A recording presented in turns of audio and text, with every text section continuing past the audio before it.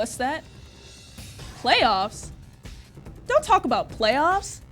You kidding me? Playoffs? Playoffs? Gosh, I hope we can just win another game. What's up, what's up? I'm your host, Rhiannon Walker, and I'm here to guide you through the Sports Day High School Top 10 Replays of the Week. Thank you to Willie Orjai and those who sent me Friday Night Glory clips for this week. And let's talk top 10, shall we? Not the playoffs, just yet at least. Drew Prox gets us into a running start for number 10. I feel like week in and week out, he's steady walking by defenders. Very smooth criminal indeed. He carries this 28 yards to the end zone, and Kaufman beats Van 42-20. There are two great plays in number 9. First, Gage McCook taking this jet sweep 26 yards for the touchdown, and then there's his teammate laying the wood. Oh, that was nasty. McCook steps back to avoid a barrage of tacklers and reverses field to score. Argyle beats Sanger 66-27. Number 8.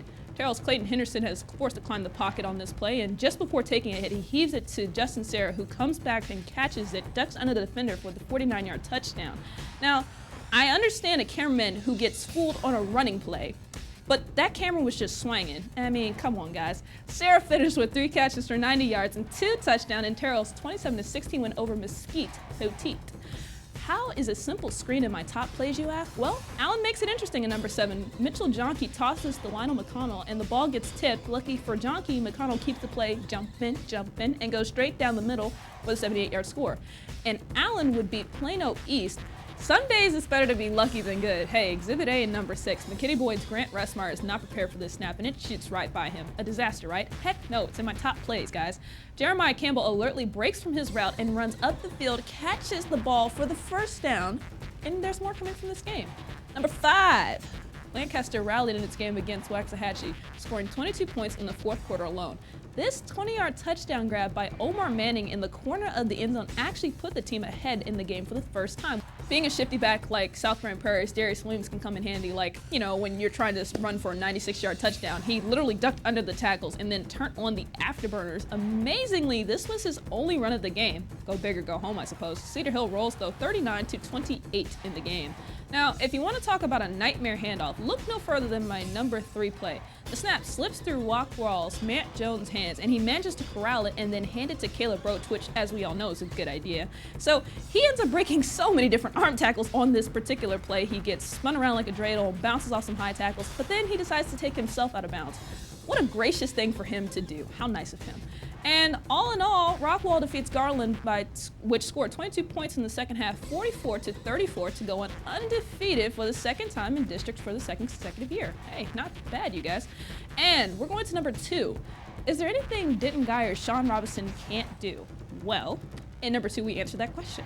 He's going to step up into the pocket, step back out of the pocket. He's going to escape the linebacker. He's going to slip to the left. He won't be caught tripping over a falling defender and hold it. He hits the hardest old button known to man, and then he gets to the end zone with relative ease after that. That was an 18-yard Houdini run, and Geyer would end up losing to Denton Ryan, however, 31-28. Now, if there's one thing that has been consistent about this top 10, it's the amount of lucky bounces for some of the teams. The number 1 play is no different in that regard. Now, I told y'all one of my favorite numbers is 10 because of my birthday. And wouldn't you know it, the team in the number 1 play needed 10 points, 10, to reach the playoffs. Hebron walks into the playoffs and walks away with the final number 1 play of the regular season. Darien Vaughn is lined up like he usually does, except this time he is in the perfect position to say, I don't know, recover a fumble that slips through his quarterback's hands, and then he happened to run it into the end zone for a touchdown. I don't know. Seems simple, right? 14-yard score there. And with the win, Hebron returns to the playoffs after missing it last season. This is the 11th time in 14 years the team is going to the postseason under Coach Brian Brazil. Now, that's it for Week 11 edition of the Top 10 Replays, and the fun is just getting started, my friends. Oh, we have so much fun here. Next week, we're going to be talking playoffs, and so check back for all the highlights from the bye districts to have video on the show. Please send me links to my Twitter account, @InstantReplay, see below. You guys know where it is. And send compressed files to my email at rwalker@DallasNews, also see below, .com. Thanks for hanging with me, folks. See ya!